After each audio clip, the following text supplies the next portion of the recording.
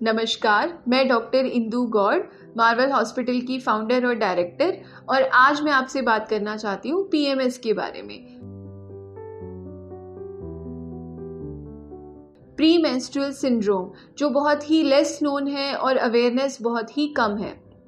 तो pre menstrual syndrome क्या होता है? बेसिकली ओवुलेशन के बाद और जब आप पीरियड्स एक्सपेक्ट कर रहे हो उससे पहले जो ये 10 से 12 दिन का जो टाइम होता है, इसमें आपको जो सिम्टम्स फील होते हैं उसे हम प्री मेंस्ट्रुअल सिंड्रोम बोलते हैं। तो बेसिकली सिम्टम्स को 2 कैटेगरी में डिवाइड किया गया है, physical symptoms and psychological symptoms. Physical symptoms जैसा कि बहुत सारी लेडीज़ एक्सपीरियंस करती हैं, जैसे वेट बढ़ जाना, पीरियड आने से पहले आपको बहुत ही ब्लोटेड फील होता है, फ्लूइड रिटेंशन की वजह से आपका 1 to 2 kg वेट बढ़ जाता है, आपको ब्रेस्ट में बहुत ज़्यादा सोरनेस और टेंडरनेस फील होती है, आपको हेडेक फील होता है, ओवरऑल आपको जॉइंट पेन होते हैं, आपको पेन एब्डोमेन भी हो सकता है। तो ये सारी चीज़ें अगर आप फील कर रही हैं तो ये बहुत ही नॉर्मल है, जिसे पीएमएस बोला जाता है। इसके साइकोलॉजिकल सिम्टम्स होते हैं जैसे कि मूड स्विंग्स होना, आपको डिप्रेस्ड फील करना हमेशा, या फिर आपको इरिटेबल रहना, छोटी छोटी बात का बुरा लग जाना, गुस्सा हो जाना, और आपको उस समय आपकी फूड क्रेविंग्स चेंज हो जाती हैं। तो इस तरह के अगर आप सिम्टम्स नोटिस कर रहे हैं, आपके क्राइंग स्पेल्स रहते हैं, आपको छोटी छोटी बात पे रोना आ जाता है, तो इन सारे सिम्टम्स को पीएमएस बोला जाता है। और इसका इंसिडेंस बहुत ही कॉमन है। देखा गया है कि हर 4 में से 3 औरतें पीएमएस फील करती हैं। तो actually incidence is very high. So almost we can say कि हर लेडी कभी ना कभी अपने लाइफ टाइम में पीएमएस एक्सपीरियंस करती है।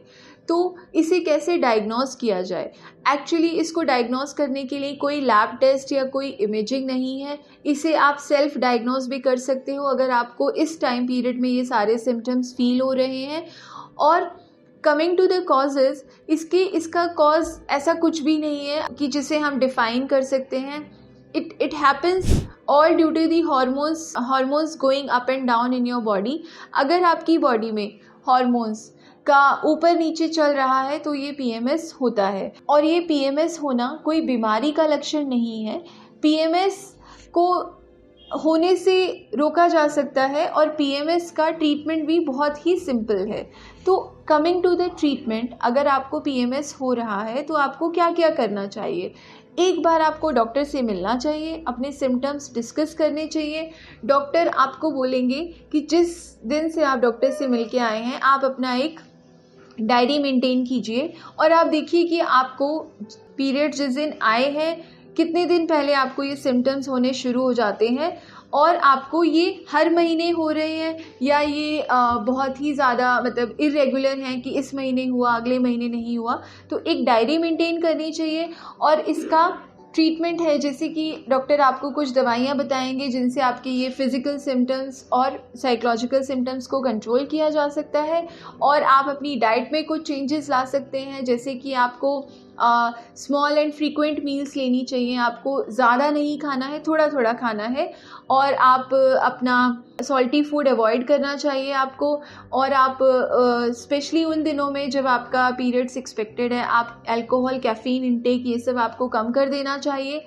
और आप एक्सरसाइज को भी अपने डेली रूटीन में ऐड कर सकते हैं। देखा गया है कि जो फीमेल्स फिज़िकली एक्टिव रहती हैं, योगा करती हैं या किसी तरह का डेली एक्सरसाइज कर रही हैं, उनमें पीएमएस पाया जाता है। और अगर इसके बाद भी आपको किसी तरह की परेशानी हो रही है या आप बहुत ही सीवियर पीएमएस से गुजर रही हैं, तो आप कॉग्निटिव बिहेवियर थेरेपी के लिए भी जा सकती हैं, जिससे आपको पीएमएस को मैनेज करने में बहुत ही ज़्यादा हेल्प मिलेगी।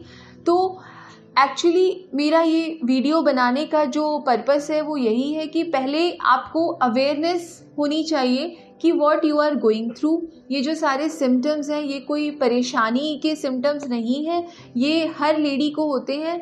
इट जस्ट डिपेंड्स कि आप इन सिम्टम्स को कैसे मैनेज करते हैं। तो थोड़ा सा लाइफस्टाइल चेंज करने से, थोड़े से डॉक्टर के परामर्श से और मे बी थोड़ी सी दवाइयाँ लेने से इनको इफ़ेक्टिवली मैनेज किया जा सकता है और इनको होने से भी रोका जा सकता है।